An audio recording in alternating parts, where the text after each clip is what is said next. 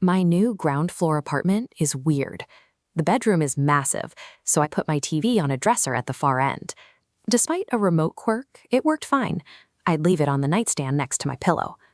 4 nights ago, I woke up at exactly 3:14 a.m. There were no sirens outside, no loud noises. My eyes just snapped open with an overwhelming feeling of being wide awake. The room wasn't dark anymore.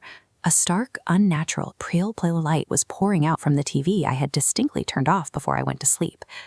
I reached over to the nightstand to grab the remote, figuring I'd rolled onto it, but the stand was empty.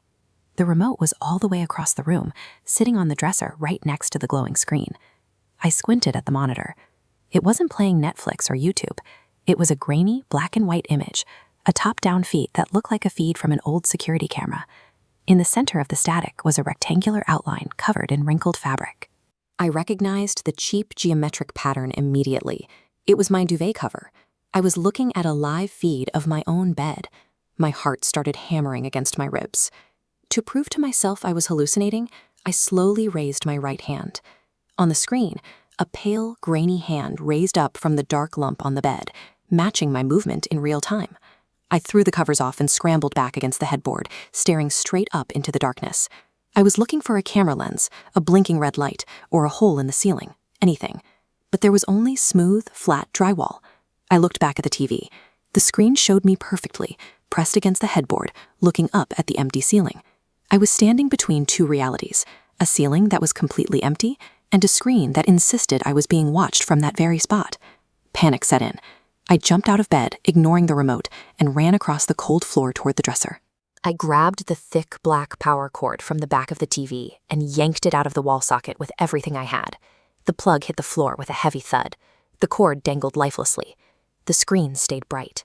The pale blue light kept shining, and the night vision feed continued to play without a single flicker.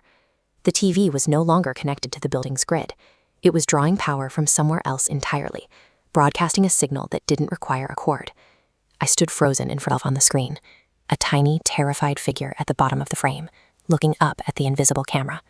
Then I saw the top left corner of the broadcast. It was wide enough to show the edge of my bedroom door. On the screen, the door was silently, slowly, creeping open. I whipped my head around to the actual door in my room. It was shut tight. The deadbolt I'd installed myself was still locked in place. But on the monitor, a long, impossibly thin shadow slipped through the crack of the open door. It began crawling across the digital floor, heading straight for the bed.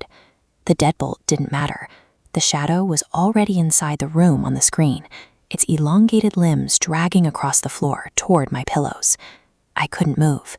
I watched the shadow reach the edge of the bed and slowly crawl up the sheets, draping its form over the empty pillows. Then it stopped. The shadow slowly raised its head, tilted it toward the invisible ceiling camera, and a horrific, jagged white smile split its face. In the silence, I felt a single drop of ice-cold water hit the back of my neck.